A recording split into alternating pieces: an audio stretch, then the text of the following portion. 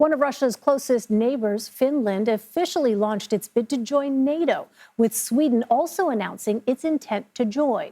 The country shares over 800 miles of border with Russia, and despite repeated threats from Russia, Finland is poised to join the U.S.-led Western Military Alliance.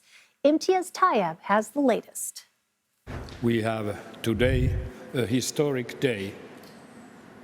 Finland will maximize its security. And with that, the Finnish president and prime minister announced the Nordic nation's intention to join NATO, ditching decades of neutrality towards Russia over fears of provoking its nuclear-armed neighbor. The nuclear threat from Russia is, of course, a concern. Does joining NATO make Finland more vulnerable to that threat?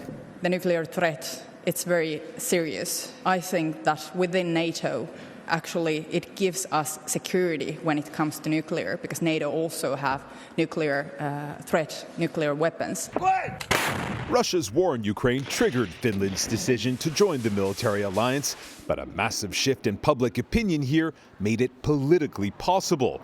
Before the invasion, only around 20% of Finns supported joining NATO.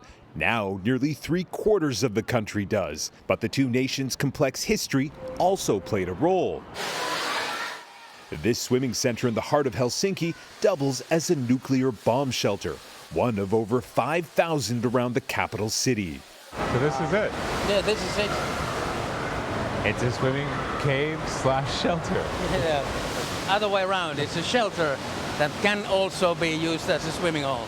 Tomi Rask is with the Civil Defense Department. He says generations of Finns have been taught about Soviet Russia's brutal invasion of Finland in the 1940s, when it lost a huge chunk of its eastern territory, and have been preparing for the possibility of it happening again ever since. The last wars that Finland had were quite a few decades ago. 1945. And you still think about it. The probability is not a zero.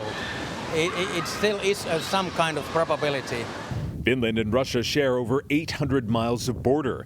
And for decades, this border crossing, which is just a few hours' drive from Vladimir Putin's hometown of St. Petersburg, was a busy transit route for Finns and Russians who would visit and shop in each other's nations.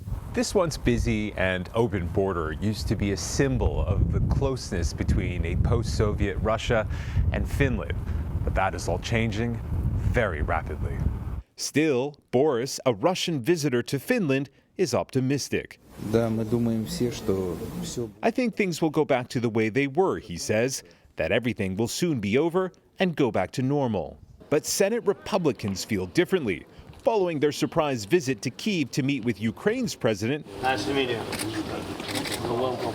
Republican senators, including Minority Leader Mitch McConnell, met with Finnish leaders to support their move towards NATO and put pressure on Russia. Senator McConnell, you are calling on President Biden to declare Russia a state sponsor of terror.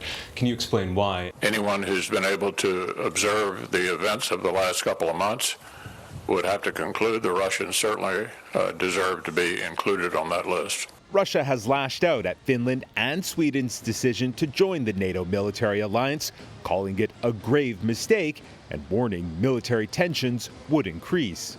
Antti Kaikkonen is Finland's defense minister. Finland has had a long relationship with Russia, a complex relationship with Russia. What will your relationship with Russia be moving forward, if any? I'm very sad of the situation we are living at the moment, that we have a war in the heart of Europe. But hopefully things might be better again, but I believe it takes time, a lot of time.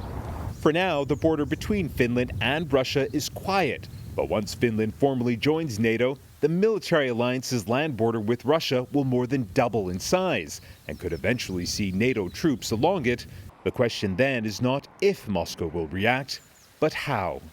Imtiaz Tyab, CBS News, Helsinki.